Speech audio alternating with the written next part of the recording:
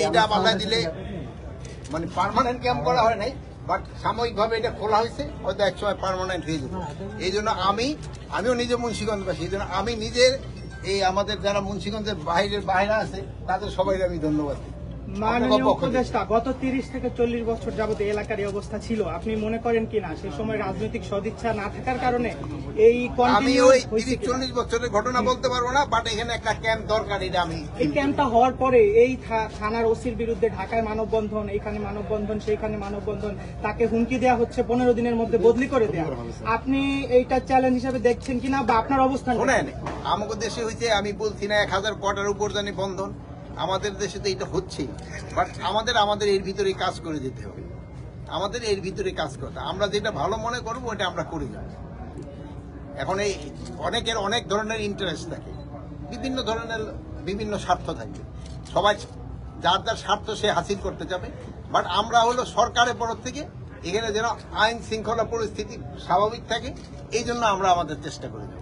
এই এলাকাবাসী অনেকে বলছিল তারা দীর্ঘদিন পরে এলাকায় ফিরেছে, কারণ হচ্ছে যে তারা একটা আতঙ্ক ছিল, জলদস্যুদের আতঙ্ক, মামলার আতঙ্ক, তো সেই আতঙ্ক মুক্ত হয়ে অনেকে গ্রামে ফিরতে শুরু করেছে।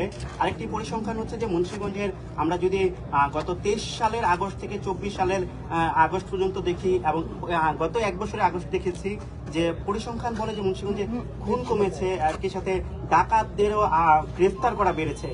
তবে আমাদের এখানে একটা প্রশ্ন থাকে যে আসলে এই মেঘনা পাড়ে যেই ডাকাতদের নাম বারবারই আসছে, নয়ন, পিয়াস সহ অন্যান্যরা, তাদেরকে ধরার জন্য আপনাদের তৎপরতা আরো বেশি থাকবে কিনা? আসলে নয়ন এবং পিয়াসের কথা আমি রাস্তায় জিজ্ঞেস করতেছিলাম, এরা নাকি আমাদের দেশে নাই, এরা পার্শ্ববর্তী কোনো দেশে চলে গেছে, বাট এই দেশে আসার পরে তাদের মানে কেরানীগঞ্জ ছাড়া অন্য কোথাও স্থান হবে না, এই এলাকায় স্থান হবে।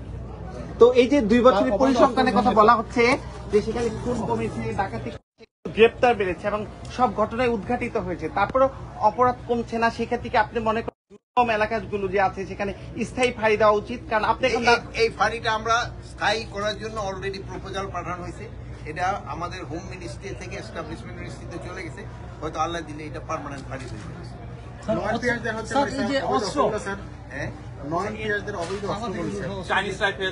যেমন ধরেন যেগুলি অবৈধ অস্ত্র আছে, আপনাদের তো আমি একটা আগেই বলছি, আমরা কিন্তু একটা ডিক্লারেশন দিয়েছি, আপনারা আমাদের খবর দেন, আমরা ধরে ফেলবো এবং আপনাদেরও আমরা ওইটা পরিশোধ করবো।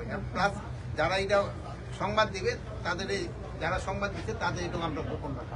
বাংলাদেশ পুলিশের পেজ থেকে একটা ঘোষণা দেওয়া হয়েছে, অস্ত্র উদ্ধার তথ্য দিলে পুরস্কার, এটা আমি ডিক্লেয়ার করি। এটা আপনি যদি বলতেন।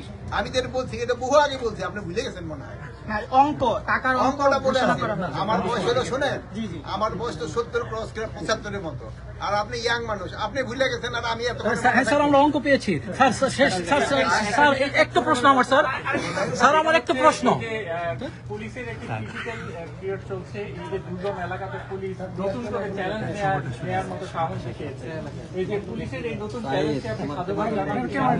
আমি অবশ্যই পুলিশের চ্যালেঞ্জকে সাধুবাদ জানাই, এবং আপনি স্বরাষ্ট্র মন্ত্রণালয় এবং আমাদের যারা প্রশাসনের সবাই আপনারা সাধুবাদ জানাবেন। আমি যেন আপনারা জানাবেন সাধুবাদ। প্লাস আমরা এই পুলিশকে আরো রিইনফোর্স করার জন্য এই এলাকায় আমরা বলছি কোস্টগার্ডেরও টহল বাড়ানো। আলুর ব্যাপারে এটা সত্যি কথা একটা প্রশ্ন করছেন, আলুর দাম কৃষকরা পাচ্ছে না, এই জন্য আমরা কিন্তু কোল্ড স্টোরে আলুর দাম 22 টাকা করে দিচ্ছি।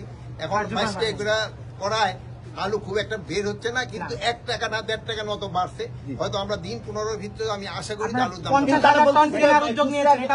নির্ধারণ না করেন তাহলে তো হবে না। হ্যাঁ, খুচরা বাজারে তো নির্ধারণ করতে দেবো না, আপনাকে সবার মুখ আমি বন্ধ করতে পারবো না, পারবো? একজন একটা পুস্তক দেখেছেন, খুচরা বাজার তো আমরা নিয়ন্ত্রণ করতে পারবো না, আমরা বড় গুলি 50,000 টন কেনার উদ্যোগ নিয়েছেন, বাড়াবেন কিনা? পুলিশের 50,000 টনের দরকার।